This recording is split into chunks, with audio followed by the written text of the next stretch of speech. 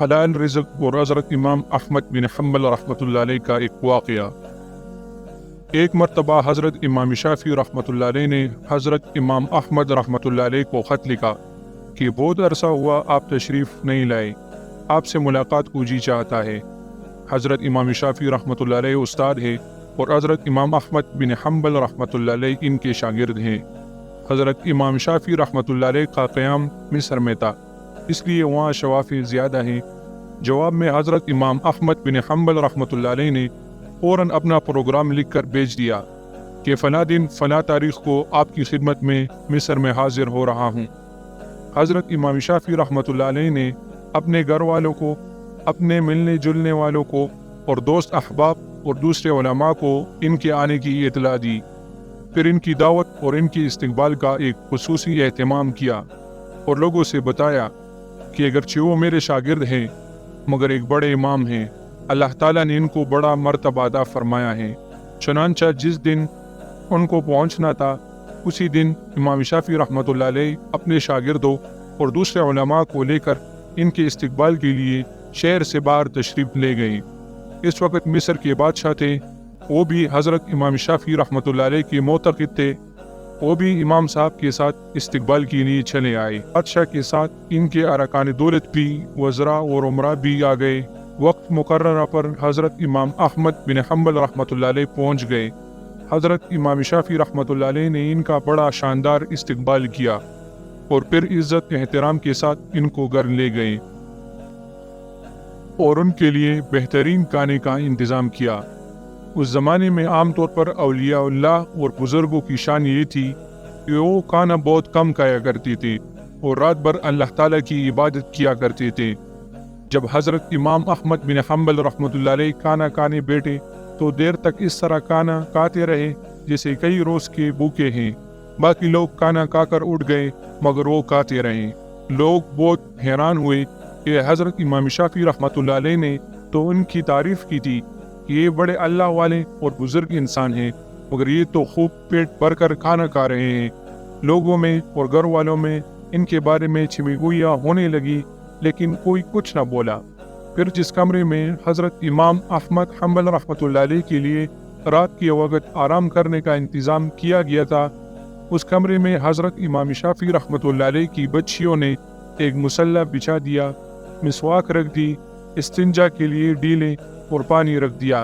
اور وضو کے لیے لوٹا بھر کر پانی رکھ دیا تاکہ جب وہ رات کو تہجد کے لیے اٹھے تو انہیں کسی قسم کی پریشانی نہ ہو۔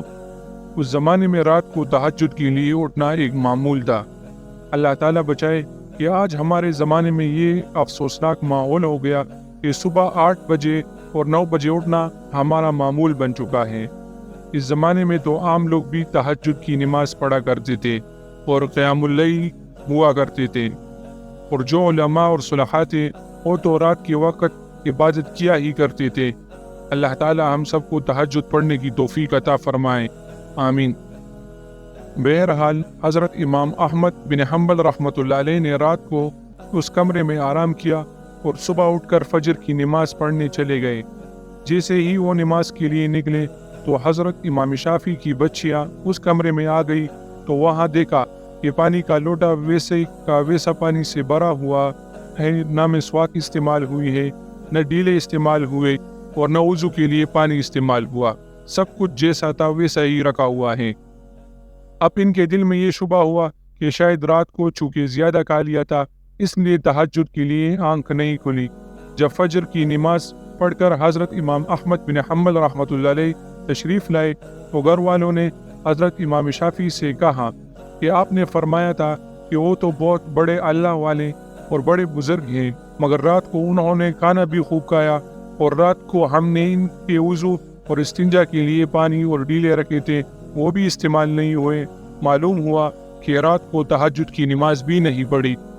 اب حضرت امام شافعی رحمۃ اللہ علیہ کو بھی تشویش ہوئی، لہٰذا انہوں نے حضرت امام احمد بن حنبل رحمۃ اللہ علیہ کو بلایا اور تنہائی میں لے جا کر ان سے پوچھا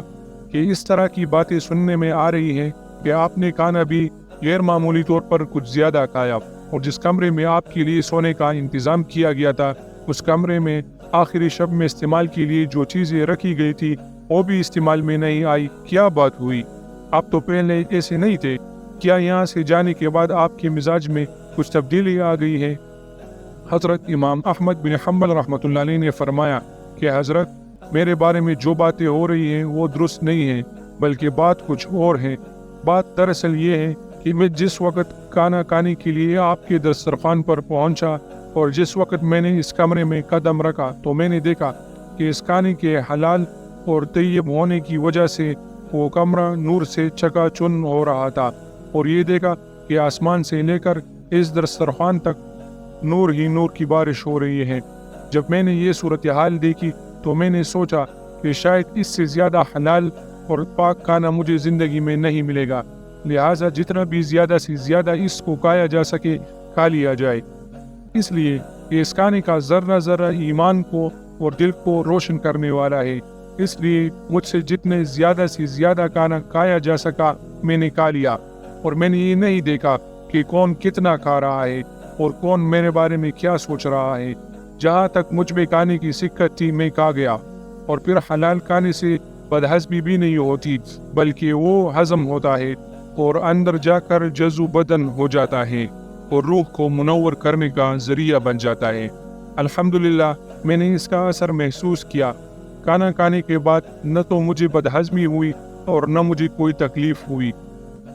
پھر کھانا کھانے کے بعد عشاء کی نماز سے فارغ ہو کر جب میں اس کمرے میں پہنچا جہاں آپ نے میرے لیے آرام کا انتظام کیا تھا، وہاں جا کر تو میری حالت ہی بدلی ہوئی تھی اور سونے کو آرام کرنے کی طبیعت ہی نہیں چاہ رہی تھی۔ اگرچہ میں لمبا سفر کر کے آیا تھا، مگر اس کھانے میں اتنی غذائیت اور توانائی تھی کہ میری تکان بھی ختم ہو گئی اور سستی بھی جاتی رہی، اور جب میں نے سونے کے لیے لیٹا تو مجھے نیند نہ آئی، لہٰذا میں لیٹا رہا اور لیٹے لیٹے قرآن و حدیث میں غور کرتا رہا، حتیٰ کہ پوری رات غور و فکر کرتے ہوئے گزار دی، اور اس رات میں نے قرآن و حدیث سے 100 مسائل مستبد کر لیے، اور مسائل ایسے تھے جو اس سے پہلے کبھی میرے ذہن میں بھی نہیں تھے ورنہ ان کی طرف کبھی خیال کیا تھا۔ لیکن جب آج کی رات میں نے غور کیا تو مجھے ایسا محسوس ہوا کہ قرآن و حدیث کی علوم اور اسرار میرے سامنے کھلے ہوئے ہیں۔ تمام مسائل کی تفصیل اور جوابات میرے ذہن میں آتے چلے گئے، اور صبح تک میں مسائل کا استنباط کرتا رہا۔ اسی حالت میں صبح ہوئی اور صبح تک میں مسائل کا استنباط کرتا رہا اور اس حالت میں صبح ہو گئی۔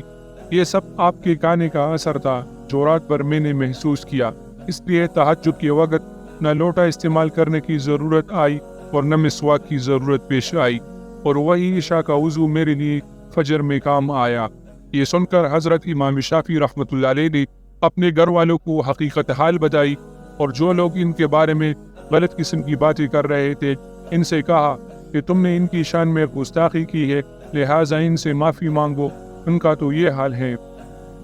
اس واقعے سے ہمیں یہ سبق ملا کہ ہمارے اندر جو دین کا جذبہ نہیں ہے اور دین کی طرف میلان نہیں ہے، جبکہ ہم جانتے ہیں کہ دین برحق ہے اور آخرت برحق ہے اور ہمیں آخرت کی طرف متوجہ ہونا چاہیے، پھر بھی دل اس طرف نہیں آتا۔ اس کی وجہ یہ ہے کہ ہماری غذا میں مشتبہ غذا کا بڑا دخل ہے، اس لیے ہم حرام اور مشتبہ غذا سے بچنے کی کوشش کریں، خود بھی بچیں اور اپنے گھر والوں کو اور اپنے بچوں کو بھی حرام اور مشتبہ غذا سے بچائے کہ کسی پیٹ میں حرام اور مشتبہ غذا نہ جانے پائے، ورنہ اس کے وبال سے نہ بچ سکیں گے۔ اللہ تعالی ہم سب کو حلال اور پاک روزی عطا فرمائے اور حرام غذا سے ہمیں سب کی حفاظت فرمائے۔